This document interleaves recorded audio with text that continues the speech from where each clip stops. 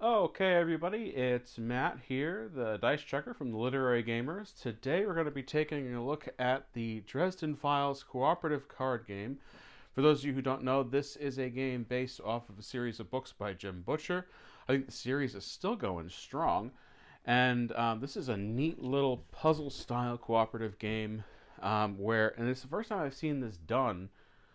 Of course, I'm sure it's been done elsewhere, where you don't draw back up unless the game tells you to, or draw cards unless the game tells you to. Now we're going to be doing the solo game here today. Yes, I do realize, Matt, there's a glare on some cards. I'm still working out some of the kinks here, so I will be reading cards to you as I play them.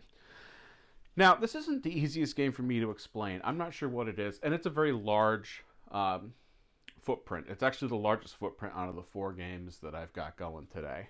So I'm going to be, walking you through as much as I can, and we're going to be doing the first book in the series here, which is Stormfront, and that's the card up here for Stormfront, and that's actually the book cover art.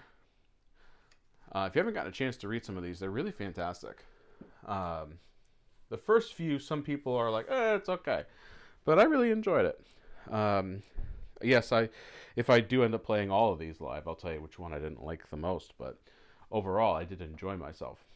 So, and at the top we have the main board. These are all the cards we're trying to get through. These are our resources, and that's just track our investigative power and our attack power. And at the top are some fate dice, which we'll be using later on. So in the solo game, you set up as 3 characters. You always have to have Harry Dresden. Then we have Karen Murphy, and this is Susan Rodriguez. All characters from the book. I almost said all characters from the game. Of course, the characters in the game. Anyway, so on our turn, what we do is we play a card, and it can be from any of these 3 piles.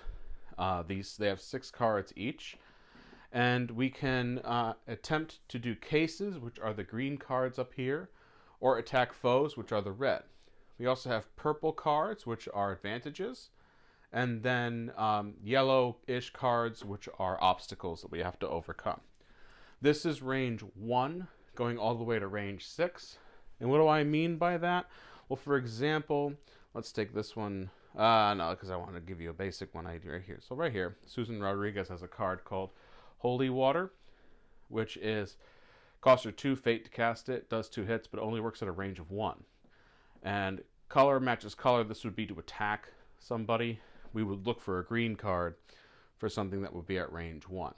So let's just dive right in, because like I said, this is actually one of the more difficult games for me to explain how to play. This is one of those ones, and I'm not a fan of saying this, but let's just play the game, and you'll understand how it goes after a while. What I will say is all characters have a talent and a stunt. And I believe the stunt gets flipped over, and it's like a once per game thing. All right. So we have 2 cases at range 1, an enemy and a case at range 2, an enemy and an advantage at range 3.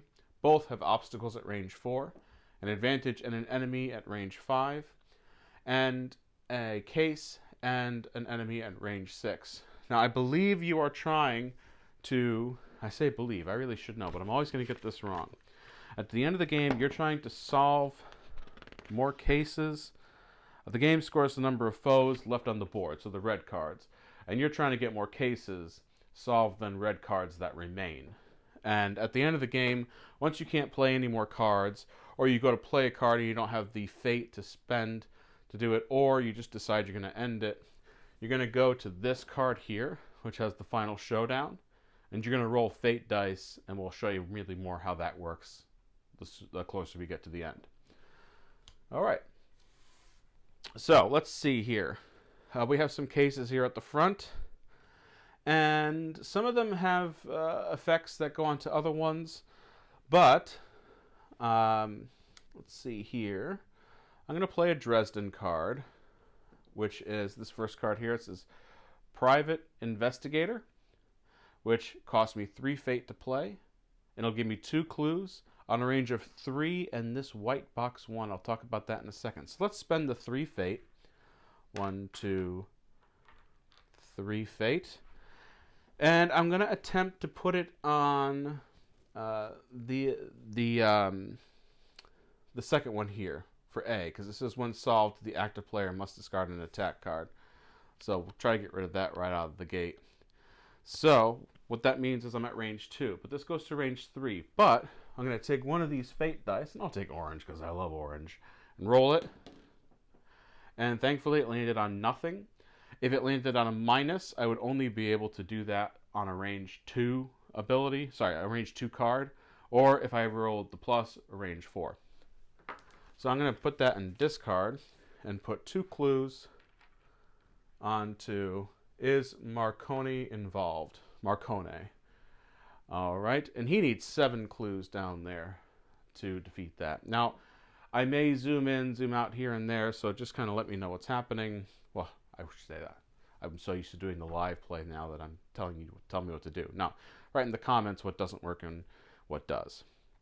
Now, according to the solo, you just kind of play it out this way. Take a look at it again just to make sure. Oh no, it is a separate turn for each character. So now we're going to Karen Murphy. This is a game where the game doesn't fight back in between. It's really just trying to figure out the puzzle that's up here and what's going on down here. So let's keep going with some of the solving that's happening. We've got a decent one with Karen, but it's going to cost us possibly a lot of fate. So this one here costs us 3 fate to cast, not cast, to use, and then 2 fate dice. So it's possible it could be 1, it's possible it could be 5 to do. And once you commit to it, you got to commit to it. It gives us 2 clues at a 3 range. I'm going to hold on that one. Instead, I'm going to play this attack card on Marconi's goons. Costs us 5 fate to play, but, well, you know what? No, I don't like that either. Instead, we're going to do this one. We're going to do that. Sorry, I'm waffling all over the place. It's going to cost us 3 fate and give us 3 clues at anything that's 1 range. So 1 range, what we're looking at here are the 2 at the top there. Okay? And I'm going to keep it like this for a little bit here. And I'm going to put it right here because when solved, we can add 3 clues to who is the Shadow Man, who is the top, and that costs a lot in the end. Now, some of you are wondering, how do you get fate back? Well, I can show you with a card out of Susan Rodriguez's lineup here. Yeah, for example, this one's not going to do us much good for a long time, this Holy Water one. Costs 2 fate to use, and range 1. And yes, the cards will slide down as time goes on, but right now there's nothing in range 1, and it only does 2 damage. So I'm going to discard this for fate and get 2 fate back into the pool. All right. That is an entire round of characters. We go right back up to Harry Dresden. And let's see here. What do I want to do with Harry? Now, of course, it is when you discard fate points, for fate points, you may move 1 obstacle or advantage card forward or backward 1 space in either row. That is, of course, when Harry does it. So let's see. We can get some more fate back, and he doesn't have much that would help him right now. So I'm actually going to discard this for some fate. Now, I still do have to roll the fate dice for that. So, let's see here.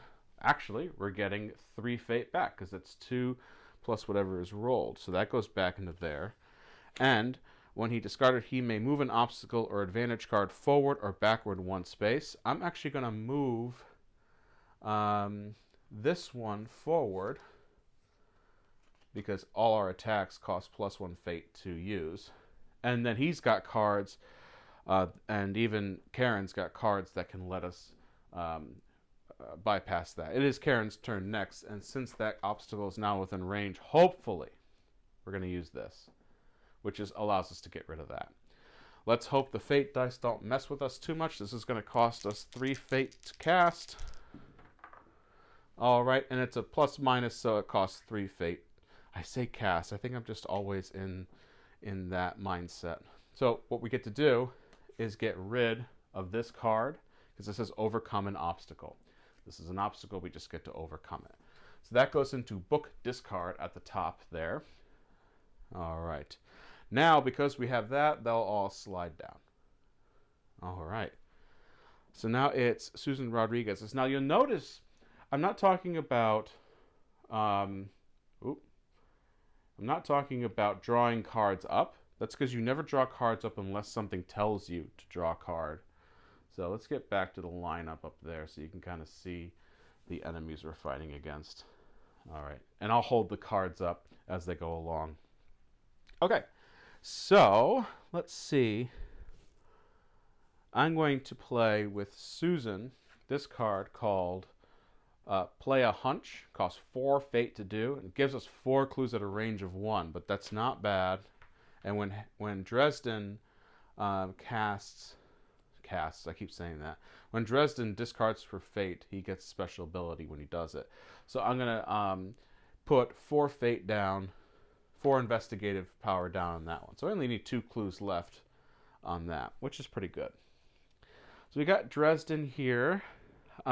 He is going to play. Doesn't have much to help. We can get a fate back, at least while we still have cases to solve here at the beginning.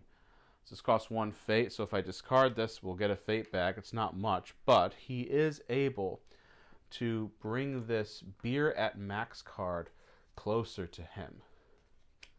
All right, and we're going to try to get that as close as we can, because that's an advantage. Okay, so now we're down to Karen Murphy. We are going to actually play In the Know, which costs us 3 plus 2, but it would be able to finally solve that one. So let's see what happens. It only costs us 2 fate to do that because of the way the fate dice landed. It landed like that. So we would place 2 clues on this. This one is now officially solved. We needed 9 clues for this. 9 clues. It says, when solved, add 3 clues to who is the Shadow Man. Who is the Shadow Man was this one up here. And it needs 10 clues. So we're going to add 3 clues to that.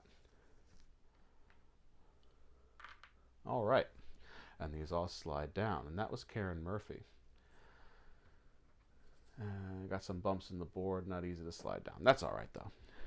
Okay, now we have an ability to gain an advantage through Susan, but we're going to hold off on that because we're getting low on fate. And while this is a decent card, I'm going to discard this for fate.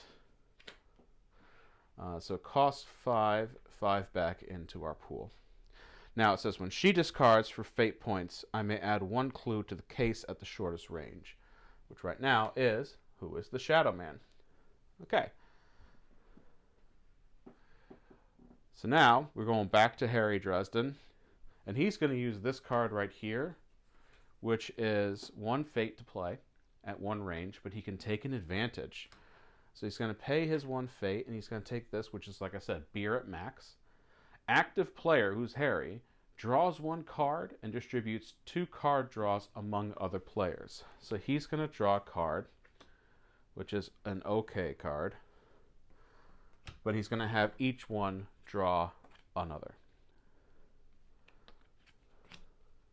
Okay, and everything slides on down. Now, like I said before, what we're looking to get done here is solve more cases than remaining villains on the board. Right now we have 3 cases on the board, so we have a score of 1 because we've solved 1. And we have 4 villains on the board, which means the game score is 4. The game is currently winning. All right, let's head over to Karen Murphy.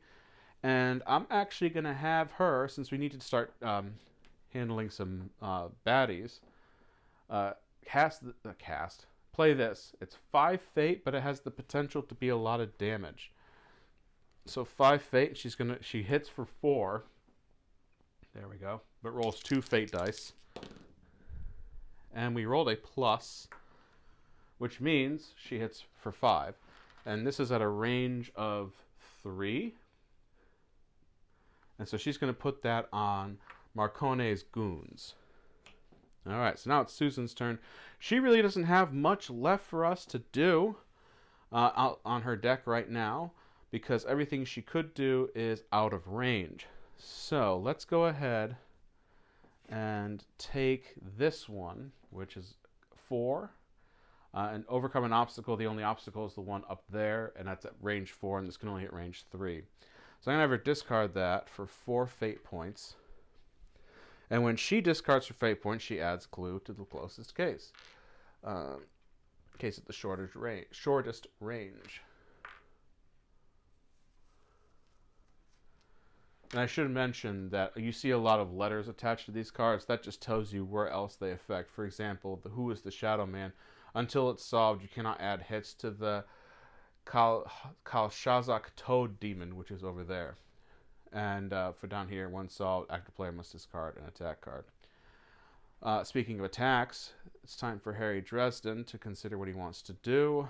And he actually might try to overcome the obstacle, which he's going to spend 3 fate. He has a range of 3, but we've been rolling pretty good. This may or may not go poorly. And it went poorly. I just needed no minus there. So that is that. Karen Murphy is going to go. She's got a few cards that no longer mean anything for us at the moment. So let's discard for some fate. Let's go ahead. We're going to discard for fate on this one. It's only 1 fate, but she adds 1 clue to the case at the longest range, which is the ritual double murder over there. Okay, so now we're down to Susan. She's going to do it again, where she's going to be discarding for fate, which is just 3 back. Now, I'm going to add right here, I forgot to see that a blank becomes a minus on all dice rolls until that's overcome. I'm going to continue to play this game with the knowledge that that happened, but since I've already been playing it like that, then I'll realize that if I do win this, which I don't think I will, it's kind of a pseudo win. But if you want to see more of this game played through, I'll make sure to pay more attention to stuff like that. That's on me. But because she discarded for fate, she'll add a clue to one at the shortest range. Okay, back to Harry Dresden. He is going to do Fuego, which is a spell you hear him use a lot. So he's going to cast for 5 fate, and he has to roll 1 fate dice. So he's going to do 5 damage, and the only person he wants to do that to, I should have mentioned, he's going to attack the goons. The downside about this is when it's defeated, you remove 2 clues from the Is Marcone involved, which is, why is this up here? I don't know. Which is right here. So, oh well. But at least, you know, now the game is 3-1. We're doing great, folks. And that's Dresden. Down to Karen. She is going to try and solve the Who is the Shadow Man. But she can't, because she needs a fate. So the only thing she's going to be able to do right now is discard this for 1 fate to come back. And when she discards for fate, she can add a clue to the case at the longest range. Now, everyone does have a stunt. I haven't done any of those yet. So I'm going to have Susan Rodriguez do her stunt, which is, as your turn, flip this card over to choose any one player, including yourself, to draw 1 card. That player takes the next turn. Play then proceeds to the left of that player. So we flip this over. I'm actually going to have her... Oh, you need to slide down. Have Dresden do that one, because he's got some decent clue cards that haven't popped up yet. Alright, so now up to Dresden. He's going to spend... It wouldn't solve it, but it's not bad. However, we could be doing some damage as well. Let's use his stunt as your turn, flip this card over to add 4 hits to any one foe that would be defeated by 1 to 4 hits. That can't do anything right now. Okay, so I hate to do this. We are going to spend this to bring 4 fate points over, only because this one might be able to solve the Who is the Shadow Man in time. So when he does that, I may move an obstacle or advantage card forward or backwards 1 space in the row. Let's try to get rid of this one. Maybe on Susan's turn, she'll be able to do some magic there. All right, it is Karen's turn. We're going to have her try this card for 5 fate. All right. She gets, all right, 3 clues on there. So that doesn't solve the case. But, you know, we're not out of it quite yet. But this also means that Susan is just going to discard this card for a fate. Get a fate back. And it's the shortest range, and that would actually solve this case here. So now we can start doing damage to the Kal-Shazak Toad Demon. And this goes into our solve cases. We now have 2 to the game's 3. Okay. So it's now back up to Dresden. Now what he could do is really not much. He could add clues, and that would help us, and I think that's what we're going to do. So he's going to, he spent 4 fate, and it's add 2 clues to all cases in 1 row. The closest to being solved is the one up there. However, I am going to do this one, and I'll tell you why. Because we're officially at a point where a player can no longer do anything, because Karen Murphy's out of cards, as you can see. So this means the showdown now happens. Now what happens with the showdown is there's lots of dice rolling. So what we do is we take this card here that has the specific book that it's based off of. Now, we can only attack foes with hits, which sadly is none of them. So now what we do is cases with clues. I could spend 0 fate to roll 6 fate dice. All right, so let's, and then the next option is 2 fate, so I can't even do that. So we're gonna roll against, let's do the is Marcone involved. So we get no clues because we only rolled 1, 0, -1, -2, -3, -4. So, all right, that's not a case we can solve. So, in theory, we've already lost the game, but let's just see what happens if we do the ritual double murder at the top. So this one we would get 1, 2, 3, 4, two clues on. We did not win this game. That's okay, though, because it's a nice, quick game, and like I said, based off of these great books. If you haven't gotten a chance to read some of the Dresden Files, do yourself a favor. Even if you don't like it, the books don't take that long to read. I think I read the first book in 2 days. It was that engaging. But this is Stormfront here. If you'd like to see me play a few more of these, please let me know in the comments below. But that is the basics to the the Dresden Files cooperative card game. I have as much as been released for this. So I have some of the other books as well, and other characters. All right, so that is going to be it for our cycle of 5 solo games. On Tuesday, I'm going to release the poll for the next 5. Go ahead and vote on those to see what gets live streamed. And hope you're enjoying these. If you are, give us a thumbs up. If you're one of our viewers who hasn't subscribed yet, please consider doing so. All right, everybody, we'll see you next time. Thanks for joining me. And like I said, this is the Dresden Files Cooperative Card Game Solo Mode.